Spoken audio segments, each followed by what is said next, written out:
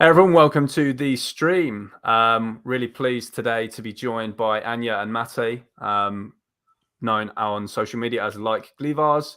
We're going to be talking today about their incredible story about their wedding day, because they did something very, very, very, very different from pretty much every couple in the world on their wedding day. Like, who on earth would do this? Even in the vegan movement, even in the animal rights movement, this is an exceptional story. So we really want to discuss this. And we're going to be talking also about their upcoming documentary, the Human Kindness film. So we're going to explore what that film is going to be about and how you can help support that as well. So guys, welcome. And did you want to just both introduce yourselves individually, whichever one of you wants to go first? For sure. Tell us a bit about you. Go. So hi, thank you first of all, George, for inviting us. We're super happy to be here with you. So I'm Anya Glivar. I'm an activist from Switzerland since 4 years, and I'm mainly known here for direct actions, farm occupations, going to farms, and now I'm working with Mate on this film, Human Kindness, the Animal Dilemma, since the past 15 months. Correct. That's true. I'm Matej Glivar. I come from Slovenia, and I recently moved, let's say, 2 years ago in Switzerland, married the love of my life, which you are watching right now. And yes, I actually started my vegan journey, let's say activism journey, very, very soon after I became vegan, because I could not understand what are we doing to these animals. Even though a week earlier I did this myself, but then I just said we have to spread the word. We have to do this online as much as possible. I started one project in Slovenia specifically about vegans and their stories and so on. But with Anya now we're doing something way bigger. This is the documentary about animal rights, but done for non-vegans. We're going to talk about this a bit later. Ah, that's interesting. Okay, yeah. So you want to focus really in this documentary on actually appealing to the non-vegan crowd, which is something that I wasn't super sure about, because I've seen the trailer and stuff. But how much of the documentary is filmed now? Is it only 50% or something it said in the trailer? Yes, so we filmed approx 50% so far, and to be quite frank, this Indiegogo campaign and the teaser trailer were made primarily for vegans and activists, since these are the people who are helping us to fund the film, who we need to get on board first. But once we have all these amazing interviews filmed, that we already have set up quite some of them, like the partners, we can put it into place that it's really inspiring for non-vegans to get them on board with our message. But yeah, approx 50% is filmed by now. Perfect. The point is not that, I'm sorry. The point is not that we didn't want to stay in this vegan bubble and talk about like how the things are, showing the slaughterhouse footage, which is amazing. These things need to exist, and we are actually happy that we actually use these tools to show to people, to somehow make them think. But what we were thinking is about something new, something completely different that people didn't do yet in this way. And this was, for example, one of the things was, of course, the wedding. This was completely vegan. Secondly, the action that we did around this vegan wedding. And thirdly, to do documentary for non-vegans, which means that we're going to talk in a language of their own. And we're going to do our best to present veganism. This is a pro-vegan movie, but it's not going to be featured as vegan movie later on, by no means. Mm-hmm. And for this reason, I think it's very different, very specific, and we're going to do our own way and hope for the best. Good stuff. And tell us about the animal rights scene in Switzerland currently, because you're both based in Switzerland. Now, Anya, you grew up in Switzerland, would I be right? And then Mate, you came from Slovenia. But what's the animal rights scene like in Switzerland at the moment? I mean, the thing is, at the moment, I don't know so much because we're mainly in the back office. But before, we have, of course, the cubes, we have the vigils. I brought primarily civil disobedience to Switzerland, doing the first 2 farm occupations, going with the farm investigations to the public TV, which was not really done before in the way that I did it with someone. But now I really think it's more legal actions. Also, we have quite some things going on in politics. So there was an initiative trying to ban factory farming, another one trying to ban animal testing all overall. So it was a very radical per se initiative that really demanded it all, stop animal testing. So there's a lot going on in different sectors. Just what I know, the civil disobedience stopped now a little bit, but yeah. Yeah. How was it for you, Mate, coming from Slovenia to Switzerland? Were you surprised by anything with regards to how animals are treated, how the vegan scene is, anything culturally about animal rights and veganism, or was everything how you expected? Well, for sure, I did not expect many things. I didn't even expect I'm going to move, but this happened very, very fast because when you know this is it, you shouldn't think. And I just went for it, moved here, and marry Anya. But secondly, I can only compare, what happened in Slovenia in activism scene and here, because this is my knowledge. I can just talk about opinions for the other parts, But in Slovenia, for example, we have quite some activists that right now they're again getting more active with cubes, with other things. In politics, it's quite heavy now because we have prime minister who is pro, let's say, veganism in some ways, and it's a lot of conversations right now going on in the politics around the people and so on. So I think things are moving. But what I'm impressed about in Switzerland is that there's a lot of so dedicated people here, and they're working day and night sometimes, to really bring out the message for the animals. And I'm really impressed by many of them, and a really big kudos to Switzerland. And I have to say that when I met Anya, I had no idea that she's really such an amazing activist. I knew that she was an activist. I knew that she's doing great stuff, but in Switzerland, she's really like one of the really people that I respect the most, of course, because it's my wife, but also because she's doing so much to really bring out the message of these victims that are completely forgotten in this society. So thank you, Anya. Thank you so much. Just quickly, one thing, what bothers me much in Switzerland is like we have a lot of infighting going on. Like people are like, oh, you're too woke, oh, you're too right, or you're not vaxxed, you're this. It's really pathetic. so stressful. Yeah. I hear about people who are excluding someone else from protests, and even I was called a Nazi, a sexist. I don't do protests with you anymore. And I think this is, globally a problem, but here, for me, it's heartbreaking while the animals are suffering. Activists are tearing each other apart, and you don't need to be friends with everyone, but come on, let's just unite, So this is for sure a huge problem here. George, if I may add something here, because I think it's an important topic. We didn't plan this here now, but we are big on personal growth. And why is this so important? Because we believe that when you're actually happy, fulfilled with yourself, then you can actually help others. And if you're not, then you can really do a lot of harm, not to yourself only, but also to other people. And we believe that people who are actually, let's say, bashing other people online and stuff like that they're actually in a bad place themselves. They need help as well. So first, we really believe we need to help ourselves. We need to get great together, and we need to work on personal growth. And then we can actually help animals on long term, because I believe if the world will be completely different if you would work in a long term for the animals and not only for 3 or 4 months or 4 years and then stop completely because you're exhausted, you don't have family or friends anymore because they don't talk to you and so on. We need to find the ways that are sustainable for all of us and that we can unite together and fight for the right cause, which is in this case animal rights, and for other causes some other time. Yeah. And tell us about, this is just, I guess, kind of a cultural bit of education for anyone wondering about Switzerland and stuff. There's a mixture of languages spoken in Switzerland, right? So like, what language does the vegan community converse in Switzerland? And what about on outreach? How does it work? That's funny. It really depends a bit where you are. Like where we are, it's predominantly German, but very fast it's French.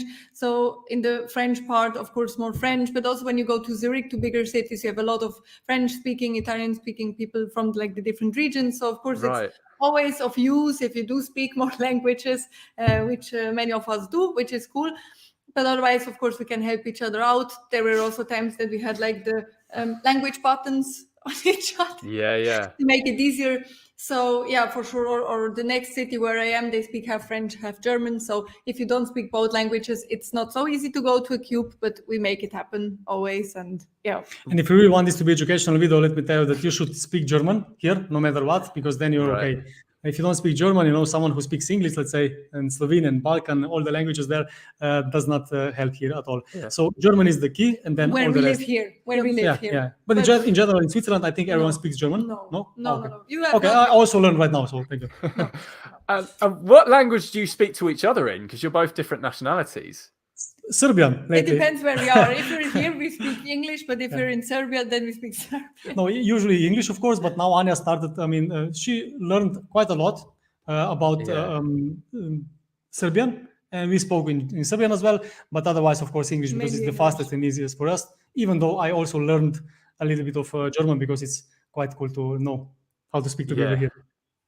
So we've got a super chat here from Sherry. Sherry, thank you for donating to My Activism. Guys, I just want to make clear any super chats are a donation to My Activism. If you want to support the upcoming documentary, just go to the link below in the live stream to support the Human Kindness movie.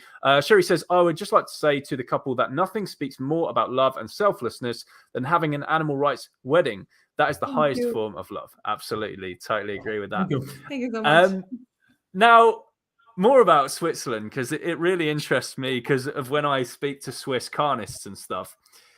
What is it with the level of delusion with Swiss people and animal agriculture? What I mean, it's bad here in the UK. We get so many British people who say to me, you know, we don't farm animals like that here. You know, those videos are from America. It's all bullshit. Of course we farm animals like that here. We do everywhere. What is it? Why is there a particular level, though, of delusion in Switzerland where it's even to the extent that they literally don't even think factory farming exists in Switzerland, or they literally think that there's just no animal cruelty whatsoever in Switzerland? They think it's like this paradise for animals. Because it's a beautiful country, but they don't realize what's going on there with the level of delusion in Switzerland. I guess, can I answer? Yeah, of course, should. I mean, I think we have for sure a huge farmer community. So almost everyone has someone in the family who is a farmer or are farmers themselves. I guess this helps with this whole craziness. But also, I mean, we have very, very strong dairy farming here. I think we have like percentage-wise, like we have 30% more than the US, something like that. It's really so crazy how many farmers we have here. I mean, for example, and the whole propaganda, I mean, we have, for example, a day of milk in the schools twice a year where they hand out milk to the children. And it's really huge narrative, even more here, I think, than in other countries. When people from abroad, they come to Switzerland, activists, they say like, it's crazy. Every second placard is about a cow that is like, you know, happy and how good milk is. So I don't know what it is particular about the other countries, but I think we have, honestly, like, if you want, so this animal welfare, we have better standards, but this doesn't mean that it's really very good for the animal. First of all, they're violated all the time. And in the end, the animals are still going to the slaughterhouse. And so because we have smaller farms, the farmers keep saying this is better. But in the end, just the building is smaller. It doesn't, you know, the animals don't live better and they get killed anyway. So. Well, and it might even be the case. I mean, some of the footage I've seen of Swiss animal agriculture is horrific. Literally some of the worst I've ever seen, like dirty, squalid conditions, pigs in tiny cages in little buildings just up to their knees in mud and shit and piss and just horrific. But then you see the Swiss propaganda they put out. You know, if you type Swiss farming into Google or something, you'll see those beautiful cows with like the bells around their neck on like a mountain and like this gorgeous backdrop. And not that I'm a welfarist. I don't want to say, obviously it's still abuse of what is happening to these cows, even in these beautiful settings. But there's some of the footage I've seen from Swiss farming is just horrendous. And I'm just wondering how it got to that extent. It just shows, you know, how badly these concentration camps are hidden away from public view. And it's the same here. It's the same as in the UK. We have the people walking around like acting like it doesn't happen or assuming that it doesn't happen. But what's some of the general excuses you'll hear like on outreach? Because are you both with Anonymous for the Voiceless? Is it that you're both with, or? We did both AV. We did those, of course. Yeah, we did AV for sure. Yeah. And what sort of stuff are you generally hearing on outreach from like carnists in Switzerland when you do activism?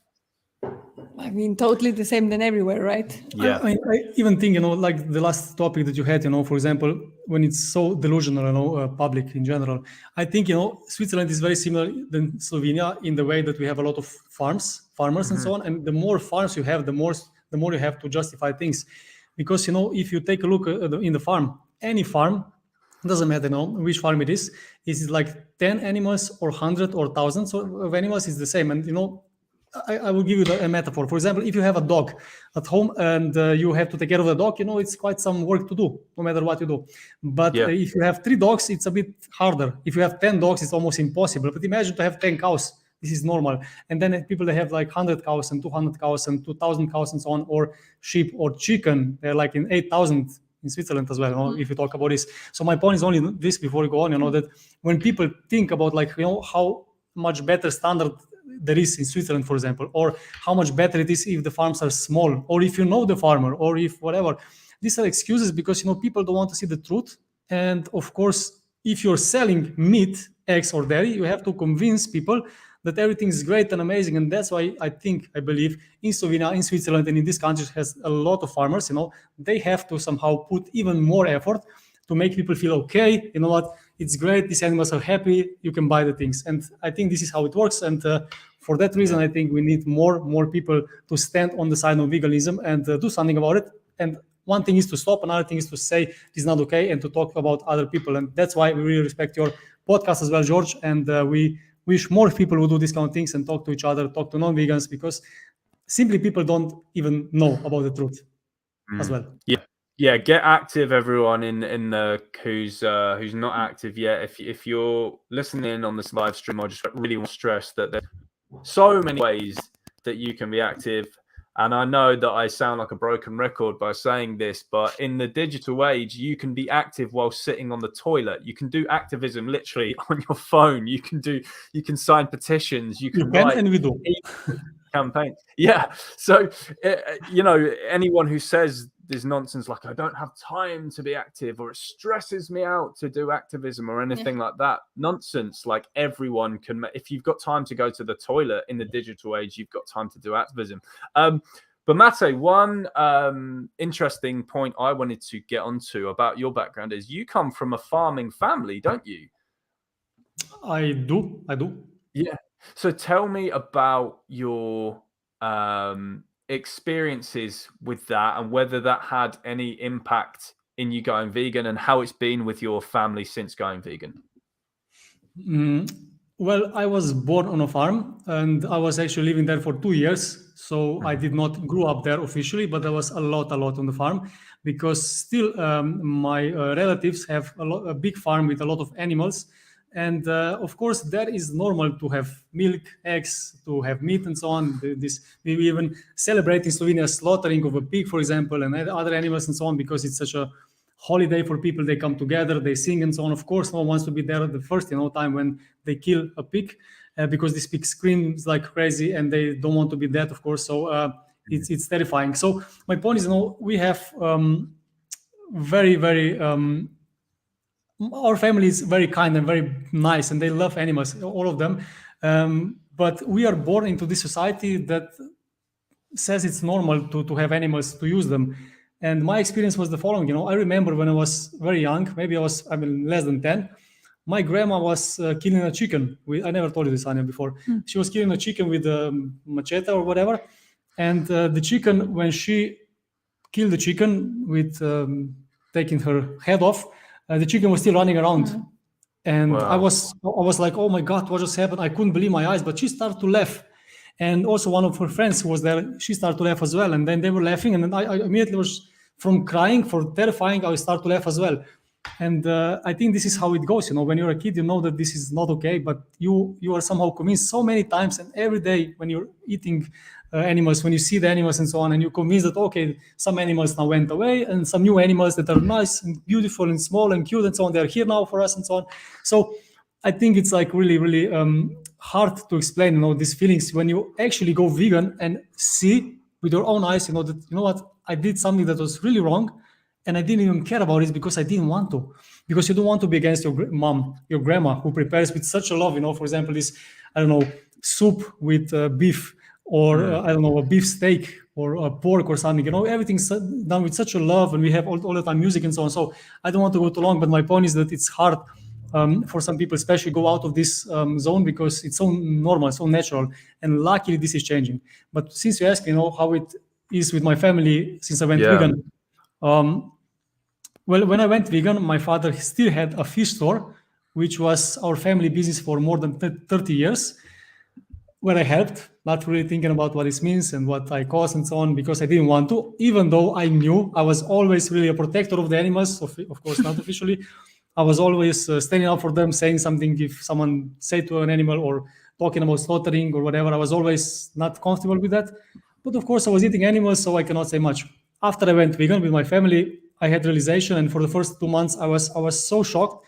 I couldn't even talk to them properly. I was just like immediately angry, sad, frustrated, And that's why I really soon began with activism journey, because I believe that we need to do something and change. And of course, people thought, Matej, you're going to just do this for a couple of months. This is one of the things you're going to forget about this, but I never did. I cannot forget these faces, the animals who are dying in frustration right now, just because people don't choose, for example, when you go to the store, a vegan optional burger, but you just choose the beef one or whatever. And I think it's sad that people don't really have this self-awareness, yet. But on the other hand, I believe we are here, not like activists to change the world, but to help them to understand this, because we were also the same before. And that's why I'm so big in this, looking for the ways how to be effective for the animals, because people are not going to understand only if we are like very vocal and direct to them, which we have to be, because for some people this works amazingly. Also, some people will not understand if they just see some footage. Some people need more, so we need to be an example, inspiration, and this is why we also do this movie, so to inspire more people to go vegan, to be more active and to speak up for the victims. Guys, sorry, 1 sec. I think someone's at the door. Let me just check that. Sorry. No worries. But yeah, until George comes back, I mean, your mom and father are actually very supportive, right? Even though they're not vegan. So I mean, my family is really extremely supportive, but it's hard to see. They say that they know I'm right, but they don't really think it. Anyway, George is so I got spooked there because I didn't know. I thought my girlfriend had left for work. Hi, girlfriend. She hasn't gone, and I just heard this rummaging around at the door. I was like, "Who the fuck is downstairs?" Sorry. So has anyone gone vegan in your own family yet, guys, or is it just you at the moment? I mean, in my family, it was very cool when on our wedding day, actually. But after we did the actions, 2 weeks later, we got unofficially married with the friends and family and had the ceremony and everything. And there, actually, my cousin, who is for me like my sister, she announced in front of everyone that she also decided to go vegan. So actually, on short, she first had cancer, and that's why she went merely plant-based, because she heard this helps. She ate sometimes a bit of salmon, and she didn't like the conversations with me. But then I guess really our commitment made her see that these are individuals, and now she never looked back since then. So that's great. And my brother went vegan in August last year. That was also amazing. Even though I really felt like we had so many conversations, he will never change. And last but not least, my mom, she's not vegan, but I mean, she 98% of the time she eats vegan. So sometimes she says she does this for the animals, but then sometimes when someone bakes a cake and there are eggs, she doesn't want, to break the harmony and these kind of things. But she changed a lot, and hopefully she will get this last push also. But they're very supportive, and they're going on the way Extremely, more at the beginning. Yeah, that's cool. And what about with you, Matej? Any luck in the family with people going vegan yet, or just you? I mean, also, when I moved from home, or we don't live it together, so I don't have so much influence on them, of course, as I would maybe want in a way, because you care the most for the family, and I think every activist can understand that. They are not vegan. They support my work incredibly. They're very proud of me as well, which I respect, because I told them, if you're not proud of me now, because I was very active, very vocal in Slovenia, talking in front of thousands of people and so on. If you're not proud of me now, then you're actually against yourself, because you taught me how to be kind. You taught me how to actually, defend people, defend animals, how to not torture animals, how to not kill, how to not be like a bad person. And I learned this from you. And we had quite some conversations in the time. Of course, it was very, very challenging and interesting for both sides. They are very supportive, but for now I didn't have the luck yet, even though I was a couple of times already very close, and I thought, oh my God, this is going to happen, because they told me how they feel after seeing some footage or after some conversations we had and so on. But yeah, for now, not yet lucky. Okay, yeah, I think it's a similar situation with my family. Yeah, I think it sounds kind of like mine. I'm still the only vegan in my family, but still I've had some people, like my mum, for example, has made massive changes and stuff. So you got to take the small victories sometimes, I guess. Talk to us then about your wedding day, because you both have an incredible story to tell here. So tell everyone who's tuning in what makes your wedding day stand out in comparison to everyone else's on this planet, pretty much. Should I go? Yeah, you go. This is all the wedding, of course. Good wedding. So Our wedding, I think I was never as tired as on our wedding day. So we decided in the pre-wedding night to go to a chicken farm and rescue 12 lives from slaughter. We were like a group, I don't remember, like 8-9 people. We went there at like 2 a.m, came back at, I don't know, 4:30 or so. And then we had to stand up at 7:30 because we were filming everything for the documentary. So we had some interviews, had to brief people because we had quite a day ahead of us. And then at 11, we were at the registry office. We were even like, counting the time. Hopefully this doesn't take too much because we have quite a mission afterwards. How romantic is this? So this took like maybe 15 minutes. We didn't invite any family. Official wedding. Yeah, official registry office wedding. Were you both dressed up or no? Yeah, I mean, it was not the long wedding dress that I had later, but like a short white dress, and he also wore the dress. It's just different dress than later. Yeah. So we wore wedding clothes, and then afterwards we drove right away close to a farm with sheep and lamb, primarily for Easter. It was full with 400 or 500 lambs. And we organized the open rescue action before. So we met up with like 18 very brave activists, because to do a rescue in the night is one thing, but doing it in the day, and the farmer doesn't even live that far. 50 meters away, so, 60. But it was difficult to find a farm that fits. So we went there to save 4 lambs from Easter slaughter. And there was really quite some heavy action going on there. Maybe you want to elaborate how this went, but... These actions were actually agreed before, because we really wanted to point out that, our special day, it's amazing. And for us, we're going to remember forever. And if you can do this in a meaningful way, that you actually save lives, that you can somehow get together, unite with other activists and do something special, this would be even more. So yes, that's why we saved this 12 chicken and 4 sheep. And I would just say that, this saves were not so they were quite crazy. This was quite dramatic things, and that's why we also had the team of 2 people really filming. They're professionals. We really got crazy footage that it can be seen already now on the trailer on our Indigo campaign or our website humankindnessfilm.com, where we really show quite some things. But I thought you were going to talk about the wedding more, how we decided for this and so on. No, about the wedding was, but actually, really, the lamb rescue is really, really dramatic. We really thought we won't make it for a while, because you will see on the video that the farmer came there, and it was really, really crazy. But in the end, it was so fulfilling to have these lives in the car, to drive with them to a safe place where they are now.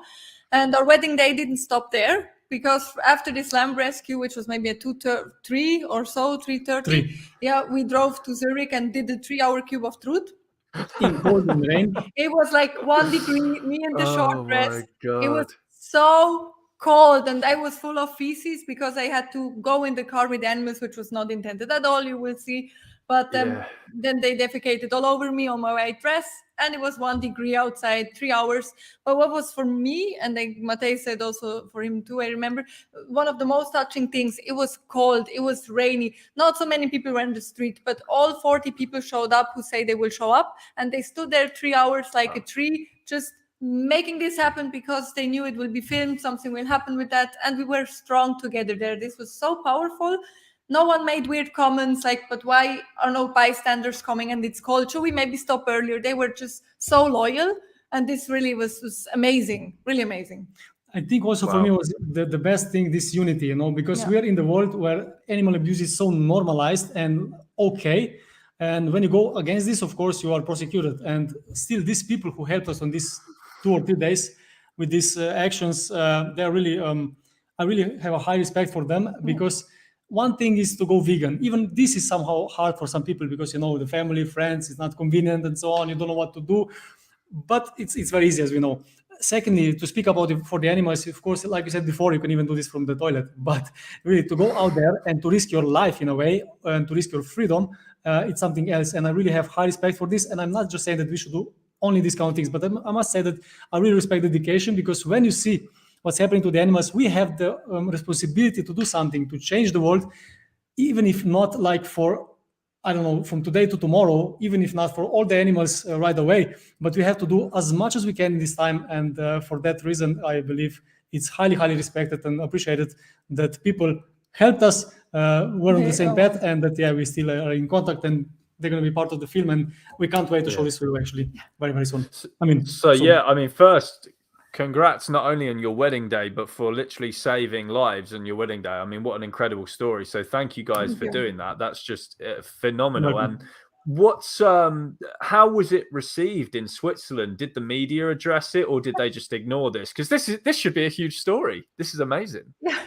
I mean, what was the most noticed is because it was a whole weekend of action. So on Saturday we went to a sanctuary day, connecting, and then on Sunday we had like a huge action, which was like a protest in a Catholic church in the end of the mass. So we had 2 animals with us, like a lamb that we found dead in a farm, and then the chicken that we found dead in a farm. We took them with us. We had again our wedding garments, and we did a 4-minute peaceful protest in the church. People were like verbally violent as crazy after preaching like for 1 hour love and forgiveness towards everyone. They didn't like our message, but this action was a lot in the media, even addressed by a theologist who found this action actually very necessary. And also online, it really created that debate if it's like morally okay to preach love and while eating the corpses of dead animals. So this was hugely in the media, but the rest, not really so much, honestly, but it for sure will when the film is out, I'm sure. I mean, the thing is that we had a plan to not really make a buzz about the first actions, about savings, because this was actually mainly done for the film, that we can inspire people, show them what needs to be done sometimes to show the point. We only focused really on this action on the last day, which was this peaceful protest, like Anya mentioned, because here we wanted to show the world, that it's so simple to be kind to animals, and it's so easy to be misled by some words. You're just saying kindness and unity and purity or whatever, and you actually kill, torture animals and so on, in the name of something. So in any case, it's going to be more about this in the movie, but we did not make the full experience of getting this on social media and so on, because we actually were waiting with quite some footage, with quite some things actually for the film. And Matej actually even got arrested on the 3rd day, like with the church action. So like was really, I don't know, like 16 police officers or so. And they arrested him. They took my personal data. We went to court both because of this action. But and in the end, actually, it was quite powerful. We went with these bodies of these dead animals to a forest and did like a ceremony for them to give them the last dignity, and those for the activists to be somehow able to say goodbye to these lives. So it was very, very emotional because, I mean, honestly, as a fresh bride, I'd rather not see my groom getting arrested. But of course, we know why we do this. And I think it's very powerful also to show in the movie then as an inspiration, right? What some people are willing to do. Because also in the film, we don't really want to judge people, even though we love to judge non-vegans. But sometimes if you want them to watch 90 minutes a movie after their hard work day, it doesn't work that way. So we really want to inspire them through what we feel, through what we experience, to make them see the same or similar experience. So who was in attendance at your wedding ceremony itself at the registry office? Here we had actually pretty small group of people, mostly Anya's friends and maybe one family member. No, my brother. Just brother, yes. One family member. But this was actually just because these people also helped us maybe later on with some other things. And this was 50-minute job. But later, we had 2 weeks afterwards, the real wedding, which was really beautiful at the seaside in Slovenia, with family, friends, with really everything vegan on the wedding. So it was really remarkable. And I just remember that people said that this was one of the beautifulest wedding ever. I just have to say this because, of course, it's our wedding and it was the best wedding ever. But I was never so tired. In the honeymoon, the first 3 days, I just slept and I didn't care about anything. It was really tiring, but it was amazing. It was worth it. So, yeah. But to say why, because people only see, of course, what happens, but we were planning these actions, let's say, for quite some time beforehand. And then when this happened from 1st of April last year and until this wedding in Slovenia, this was like work non-stop. Almost not sleeping, not resting, just like really working, making things happen and so on, organizing, making agreements and so on. So it was really crazy. But when we finally get to our honeymoon, this was so cool because we just lay in the bed for 3 days eating cake and being pissed. Why didn't we take more cake there? This was really, really remarkable. Yeah, but yeah, I mean, honestly, most people, they plan their real wedding for like 6 months, and we plan the actions and then some things of the wedding, but we pulled it off in like 1 week to make it like, so. So amazing. So when your friends and family were asking you, you know, Anya, Mate, how's the wedding planning going? You were just sort of there like, yeah, the planning's going great. Just sort of noting down like the list of actions that you'll be taking. Exactly. Yeah, but I mean, Wow. honestly, there was quite some, backlash from my family in the sense of you asked who was at the registry office, and I didn't have time to invite my grandma, my father, because we didn't have time to have a drink afterwards or, you know, to go to eat because we were hurrying to save those lambs. So, of course, they were like, yeah, but, you know, the farms are more important to you than we, because this is your wedding. How can you do this? So they didn't really understand it. They didn't like it. But, of course, I mean, we really know why. And 2 weeks later, we had this thing for the family. So, but they could not really understand it. I mean, social pressure is everywhere. You know, when you're vegan, first of all, with the food, second of all, with other things, third of all, like social pressure is such a big deal that we really have to be strong enough to get past this, because people don't like to see or hear about change. But when they do, it's easy for all of us. You know, I just remember one metaphor when in Slovenia, when we changed this law about like not smoking, for example, inside. This was a huge deal. We were talking about this for months, like, no, this shouldn't happen. We should be able to do whatever we want. We need freedom and so on. Of course, I was also against smoking inside because it's, first of all, terrible for the health. And secondly, it's like really unhygienic and like smelling and everything. But my point is everyone was against. I mean, at least it seemed like it. But, you know, when this changed, 2 weeks afterwards, people didn't want to go back. This was such an amazing experience. They got used to it. This was okay. And I'm thinking that something similar will happen also for veganism. For what reason, we can talk about this a bit later, maybe at some other point, but this will happen because people just need to see that there's another option, there's another way. You don't need to do what you did before. You don't need to use these traditions, habits, and so on anymore, because you have better ways. And this is also what we're doing here. Yeah, absolutely. I think you've shown like a shining example of that. And tell us about the foods that were served at your beautiful wedding ceremony in Slovenia. So you had an all vegan menu, obviously. What were some of the delicious things on the menu that day that the guests could indulge in? Yeah, I mean, so first at the beach we had like some snacks. There were like some small cakes and some, I don't know if it is, but yeah, some things for starters that people could take on the go, sandwiches. But then later on the main buffet, I mean, we had this Russian buffet where everyone can take as much as they want. But the main like surprises were like we had this shrimp cocktail. Yeah. Vegan shrimp cocktail. Of course, I mean, yes, non-violent shrimp cocktail.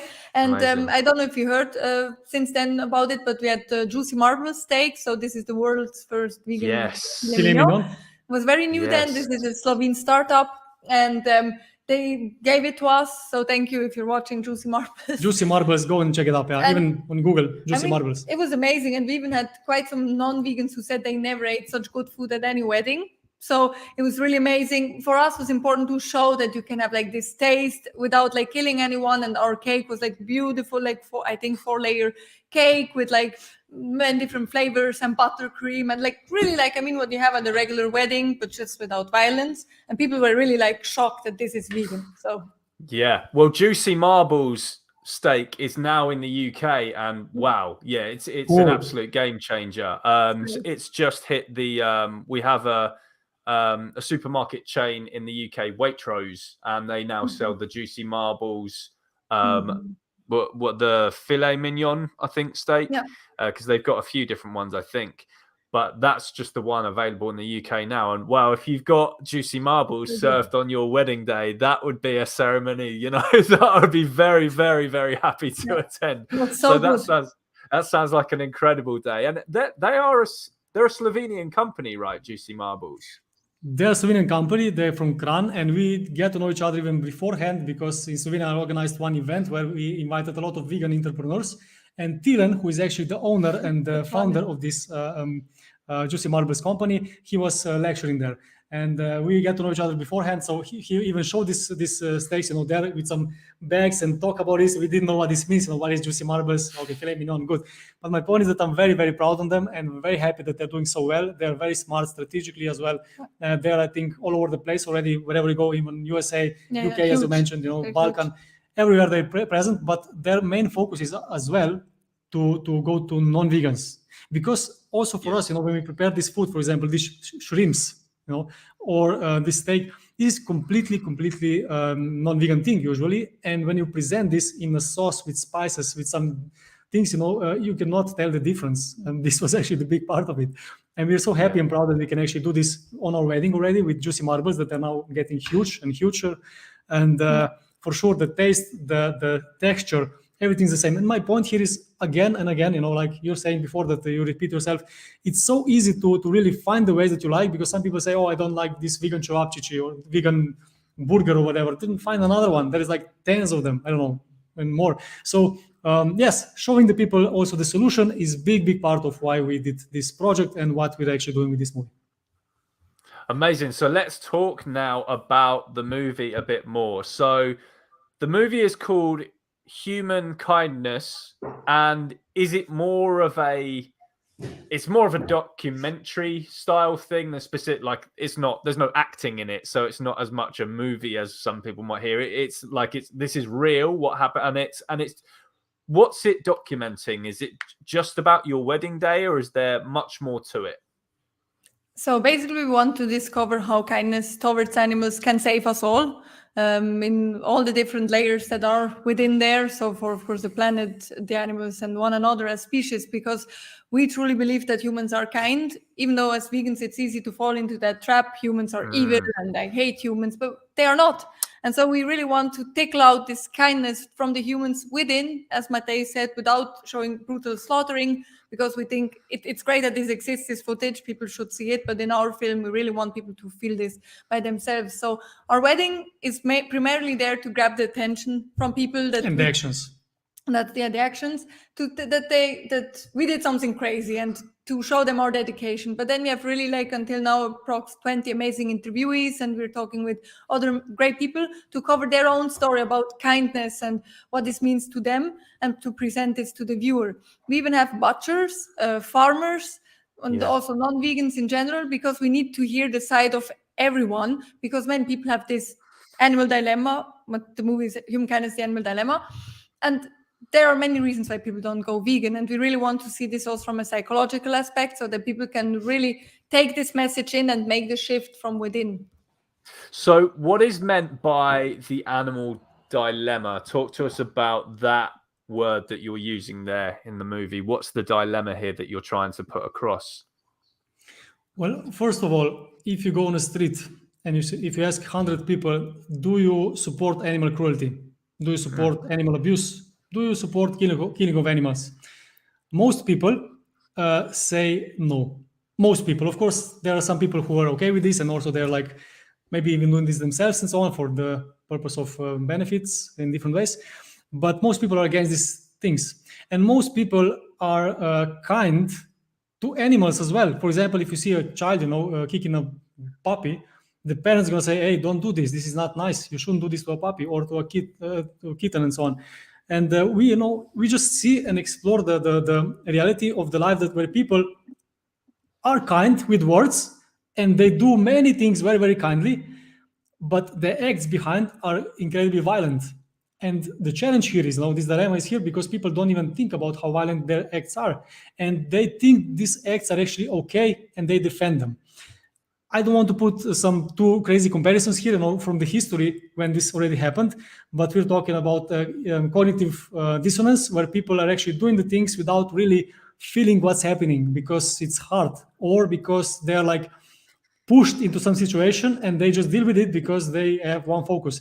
We all know here that we don't experience life as it is, but we experience life as what we focus on. And when you focus on something, for example, this is happy animal, I'm paying for the products with the happy animals and so on.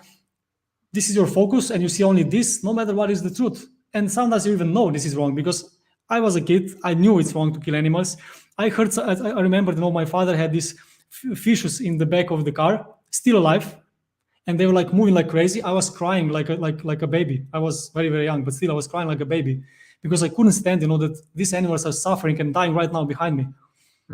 But on the other hand, I didn't do anything. And of course, I was telling this story right now, like I'm telling you right now, at the table to another family member with eating a fish or a steak.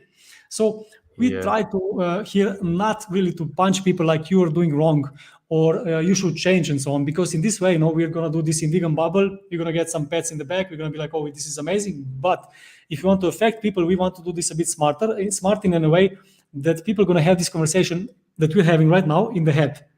And with storyline, that's actually the crucial element for this film that we're going to really do, even though this is documentary.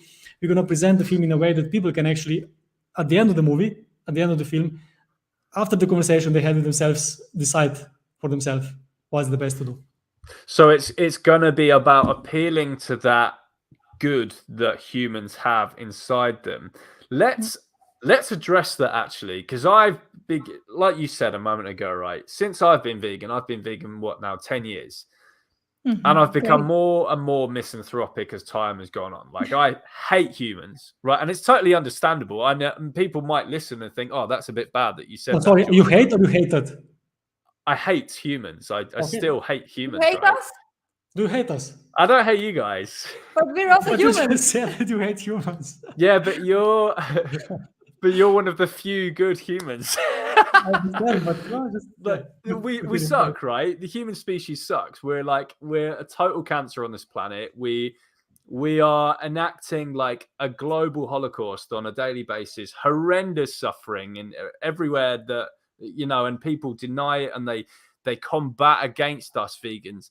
Can you convince like people in my audience or misanthropes like me that we are actually born kind and that there is someone there who does want to, who wants to protect animals? Because I do understand where you're coming from, and this is something that I like to, I like to focus on myself when I speak to people. I like to give them the benefit of the doubt. But after so many interactions I've had, and I'm sure you guys are the same. Some days I come home from outreach and I think, wow, what a bunch of scumbags, I spoke to today, and I just feel really helpless. So what is it that you're seeing in humans, and can you like convince people that there is a positive side to humanity?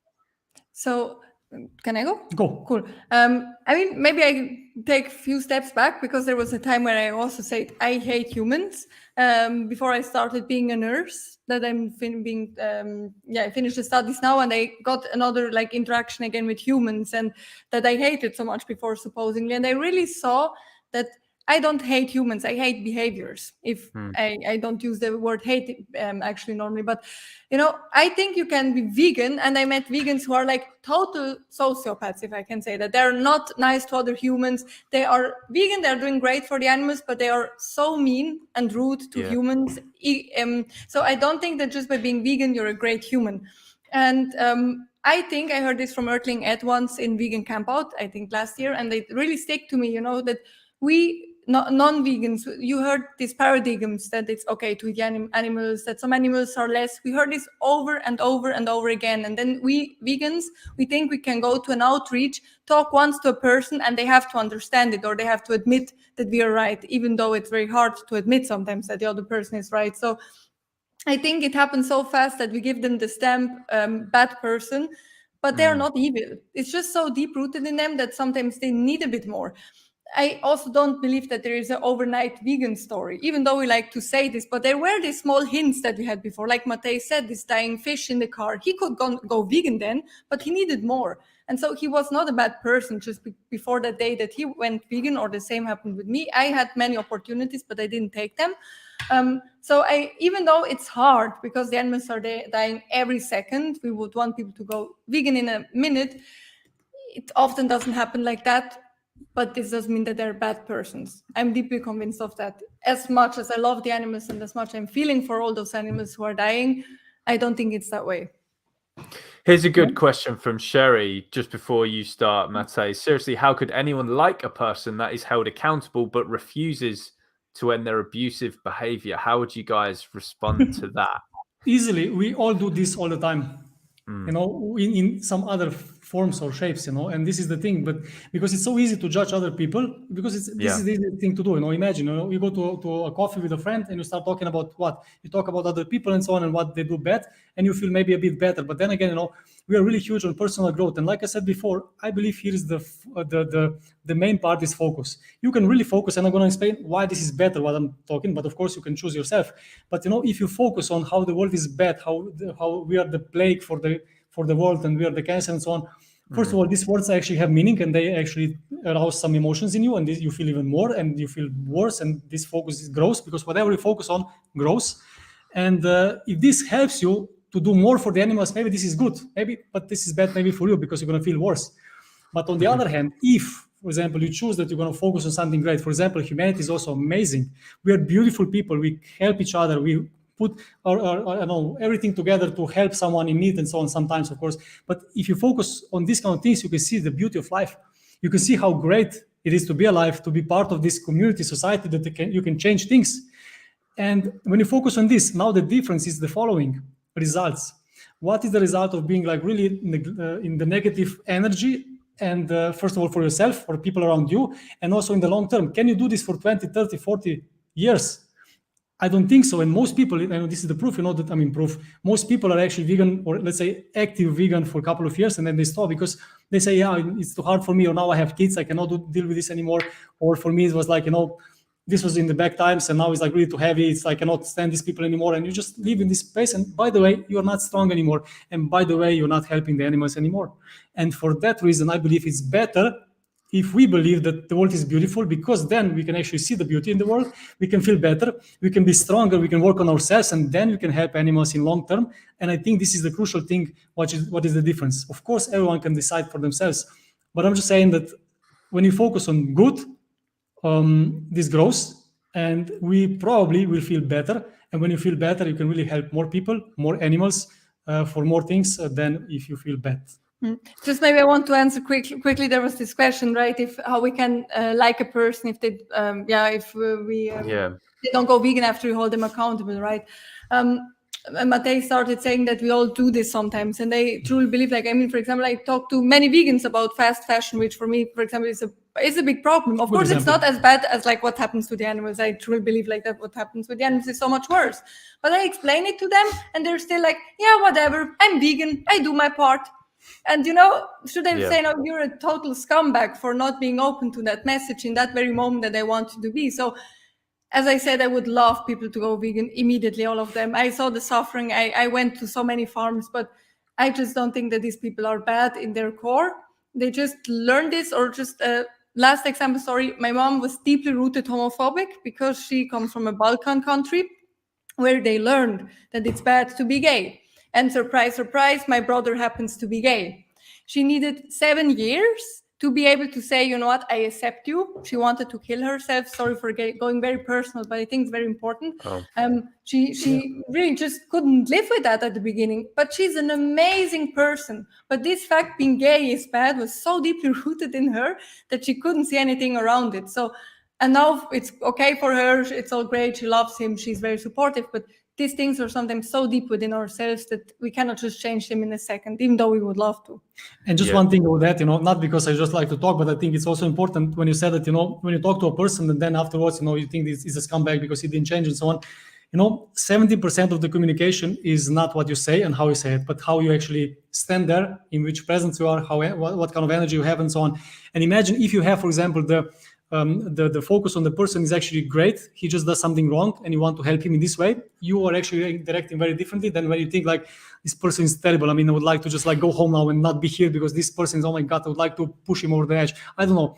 It's a different level of understanding. And when we know ourselves very well, probably, when we feel that someone is judging us, on where we feel that someone is actually against us in some way, because you can feel things without words and stuff, then we are getting more and more close, and there is no, let's say, collaboration. And we really believe that if we want to see a change in the world, we need to talk to non-vegans. We need to talk in non-judgmental way, because we were, for the first reason, all there, and we didn't change for many years. So we don't have the right to be like this to them. But saying all this, we need it we sometimes. even too many times are very much in this way as well, because we are also angry about what's happening to the animals. We're also frustrated. We don't know what to do. So it's not that we're so perfect and everyone else who thinks wrong is wrong, but that's the philosophy that for sure in the long term can bring us somewhere else. Have either of you dealt with misanthropy, as in the feeling hatred of humanity before? And if so, how did you actually overcome it? Do you deal with it now? Are you both misanthropes, but you're just trying to see the good in humans? I can maybe say shorter now for myself. I really don't see myself as someone who hate people or don't like people, because in general, I really believe I love people and I want to help them, because in all of us, we have two primary fears, and one fear is not to be loved, another fear is not to be enough. And we all are big chunks of love. But whenever we are not like big chunk of love, when we don't give love and so on, usually we have challenge with ourselves and we need to somehow solve this. And that's why we're so huge on personal growth. And again, I'm going to say personal growth. For activists, it's crucial to make this world different, to change the world and to make it stronger as a movement. Yeah, I mean, I said it quickly before. I said always I hate humans since I went vegan. Also, when I went to the farms, of course, when you see the suffering on a daily basis, is also different than when you work in the background.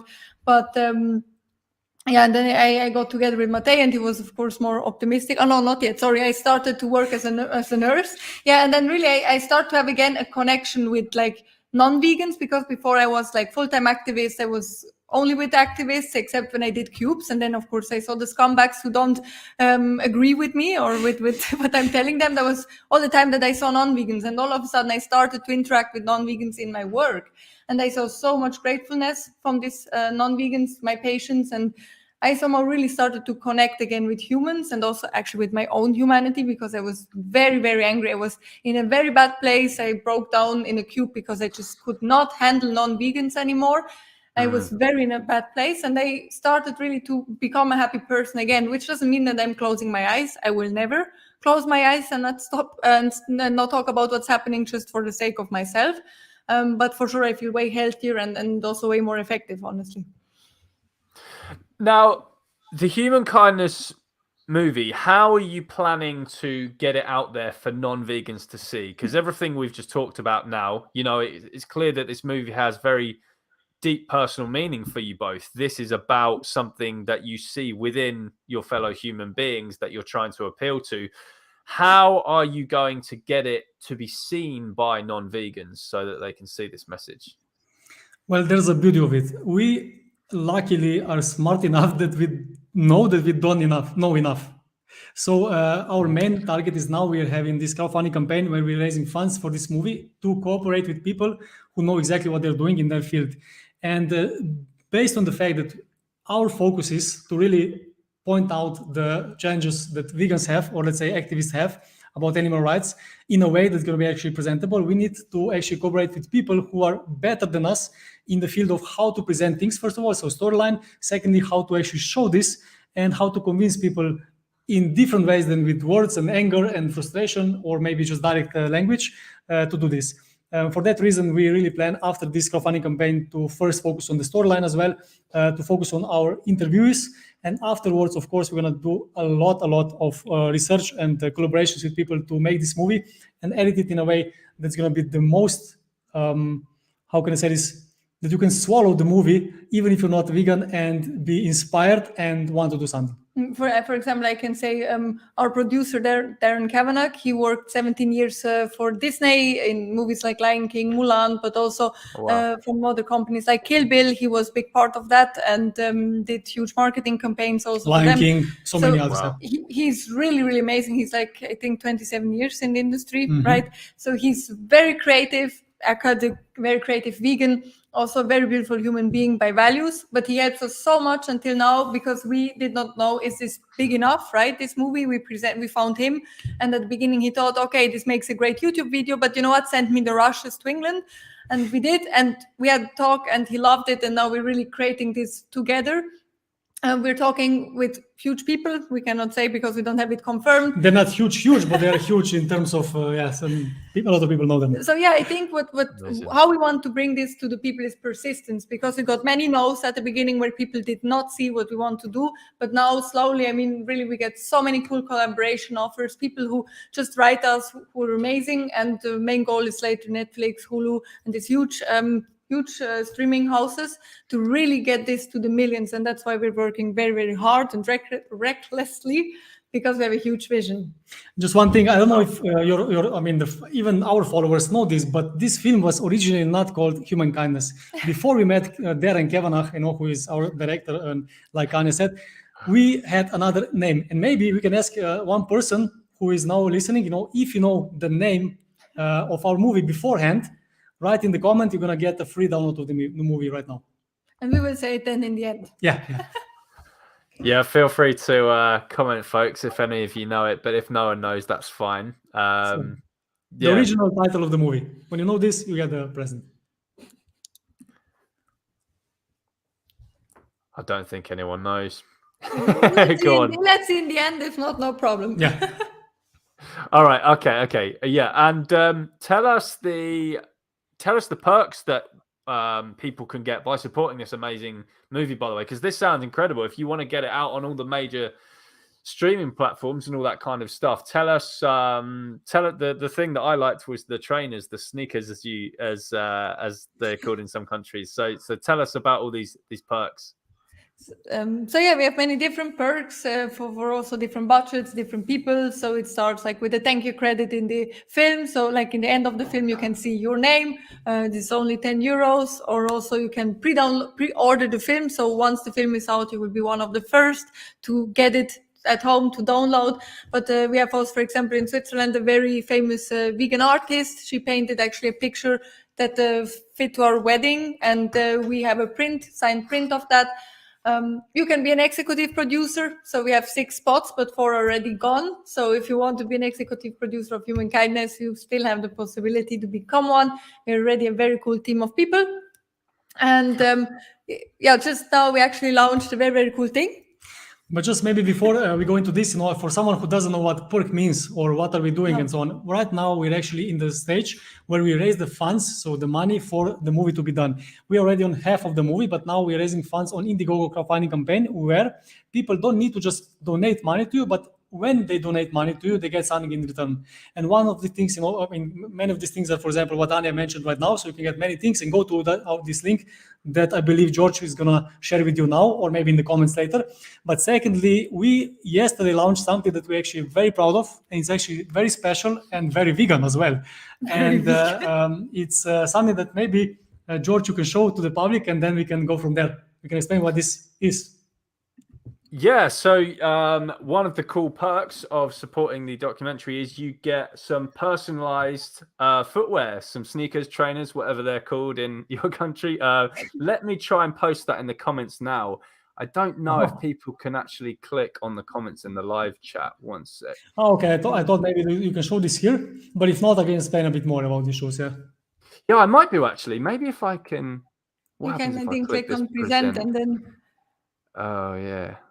Share screen. Share screen, and exactly. Yeah. Okay, hold on. Then you can see how cool this looks. So people, these shoes that you're going to see right now are not just normal shoes. These are designer shoes. We partnered with one of the companies who wanted to be part of the movie. And this is that showing, guys? Is that showing? Yes. It's showing. Fantastic. Great. So this is actually unisex for both genders. Vegan, completely vegan. Prototype shoes. It's only 25 of them available right now, and I think since yesterday we didn't even put this out yet. I think it's on plan today automatically to go live at 8, so in 1 hour. If you see this post, go to our pages. You're gonna see these links very, very soon. My point is, you can get the shoes. The first one for a price that you see here. With this price, you actually support the film, support the focus that we actually have with this film, support us. Secondly, you get also 2 VIP tickets to the premiere of the film, which is going to be probably somewhere in Europe. And thirdly, you get also the free download of the film. And these sneakers, let me tell you, that are completely vegan, are fair trade, are done in Italy, but designed in Germany, are really an amazing example how you can collaborate amazingly together with some people. For example, Stefan, who is actually a designer. He, I believe, made shoes also for Lady Gaga and for Britney Spears. Wow. But this was before, when this business was not yet ethical. And now it's everything completely ethical, completely vegan. And even the shoes, sometimes you buy the shoes, they're not leather, and you think, okay, this is vegan. Sometimes, or maybe most of the time, these shoes still have glue or some stitches or something is inside that is not vegan. But these shoes are completely vegan, design shoes, completely prepared for this specific event, with your name on it as well, and with a number from 1 to 25, which means exclusive to only 25 people who are going to get this and be proud owners. So yes, if you're interested, come to our pages, follow us, and you're going to learn more about this. I mean, what I like really a lot, Matej said it briefly, but for me it's worth I mention a bit like bigger presented, is this really fairly done, because so many things are labeled vegan, but then you really don't know like who did this, how was this produced. So this is for sure slow fashion. And also the leather, for those who want to know, it's from grapes. So this means it's actually the waste product of the wine industry. So it's actually recycled material, which I actually love. And as Darren said, only 19 are left from 25. So that is the most vegan thing ever, walking around with shoes made from grapes. So guys, with your name on it, with your name on it. Guys, if basically anyone watching now, if you want to be the biggest vegan in the world ever, please just go to that link exactly. Up there. And that says something by itself. Yeah. You will basically be the biggest vegan of all time, walking around in some grape shoes. So please do that.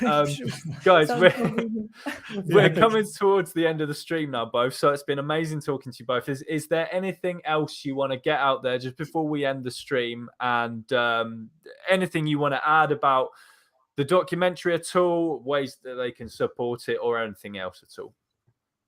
I mean, from my side, just would really mean a lot to us, or to me now talking, if you could go to this Indiegogo campaign, if you would check out our teaser trailer, which is 1.5 minutes, and if you can, for like any donation that you can put for this film, this would mean really a lot to us, that we can make the all over production better. Be active for the animals. It's not enough to just be vegan. This is the moral baseline. Speak up for them, because they really, really need us. And live with kindness towards humans, towards animals, towards the planet. It's also important to be kind. And from my side, let me say that we need to unite. When we do something big for the animals, we always need to unite and help each other and not tear each other down or apart. So whenever you feel you want to do something like this, go in private, talk to people and see the ways, because sometimes you don't understand. But when you see that someone is doing his best, doing her best for the animals, support this act, because sometimes, your support can mean so much to these people that they can do so much more. And yes, unity in veganism and personal growth are the key for long-term activism and for long-term change in the world. Perfect. Thank you both. And yes, thank you to everyone who's joined us today on the stream as well. Please do support the documentary if you can. I've got a link to the trailer below, and possibly the link if I have not got any additional links right now in the description below, I'm going to add those straight after the stream. So you should have all the little links just below in the stream after this. And yeah, Anya and Matej, thank you so much for joining us, and we wish you every success with the movie. Thank you so much for having us, George. We truly appreciate it, and thanks for all you do. Thank you so much. Bye.